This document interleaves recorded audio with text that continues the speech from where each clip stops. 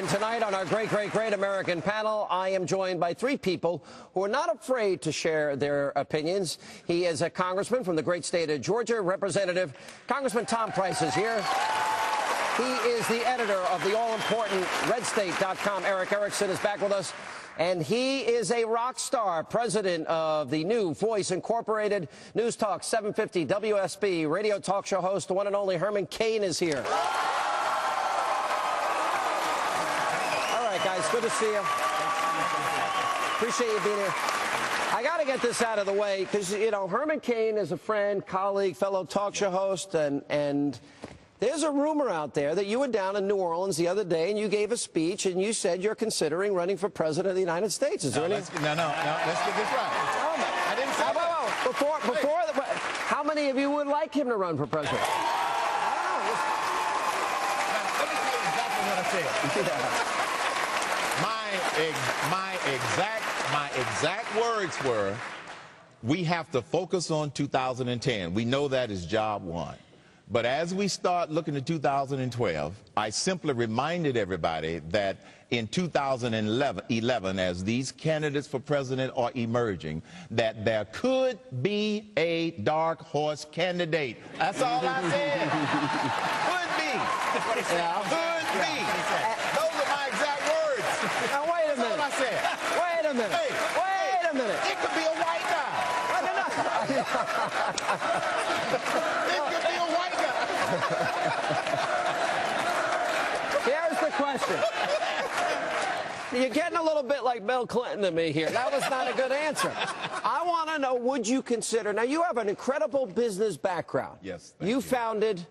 I used to own Godfather's Pizza. I didn't find it, but I ran it for 10 years. You ran it for 10 years. Brought it back from bankruptcy. Know how to solve problems. Well, obviously, you've created a job. This president has lost 4 million jobs, so it would be, you know, way ahead of the game. Would you consider it seriously?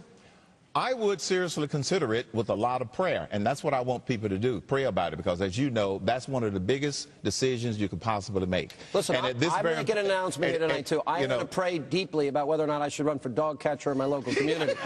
That's as far as my political career is going. But I just want people to understand that it takes a lot of prayer, and at this moment, my wife is probably watching this show, and she's probably falling out of her chair. No, so I'm just simply saying, she's praying. Yeah, she's praying. But thanks a lot. All right. The atmosphere in the country, we saw what happened with the health care bill. You're in Washington. You're a congressman. Bribery, intimidation. You see the anger, the frustration. We've now been all around the country, and I've met so many people. I have never seen a level of anxiety, anxiousness, concern, worry. Pick your adjective. Sure. What's happening? Well, they are so concerned about the future of their country. They come up to me and say, I'm afraid for the future of my country. And it's because they're looking to Washington and they don't recognize any of the solutions that are being offered because they're not American solutions. And what we need are fundamental, principled American solutions. You know, I agree with you. Because we're not following what has historically worked. That means tax cuts, strong national defense, you know, moral clarity in dealing with the war on terror and the evil. These are Western, European socialist models America's following with predictable results, Eric? Yeah, you know, for some reason, this administration says we should be more like Europe. I think Europe should be more like us, where we tend to have lower unemployment than Europe. This administration, based on what it puts out in the media, it seems like it's advertising we should get used to high European-style unemployment. We should not settle for less. We should not settle for anything less than being best. Yeah. Right. All right, so we're going to have the Tea Parties are going to be taking place all across the country. People are frustrated, high amount of taxation. Half the country, half households are not paying, half are paying.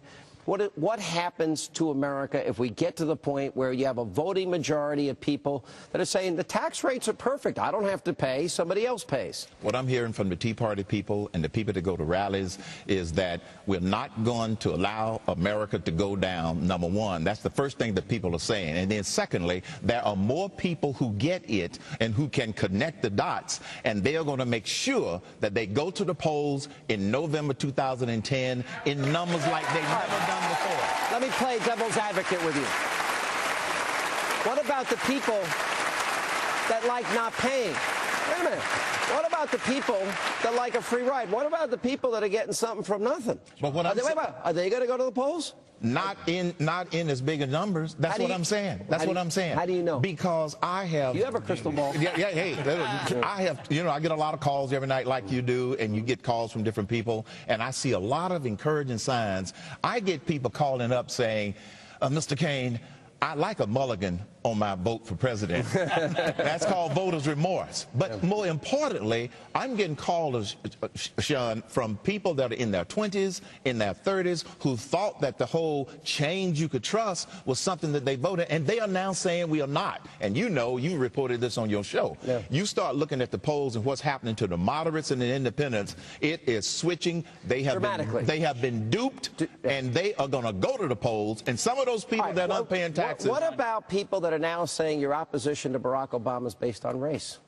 I say they are the racists for saying it.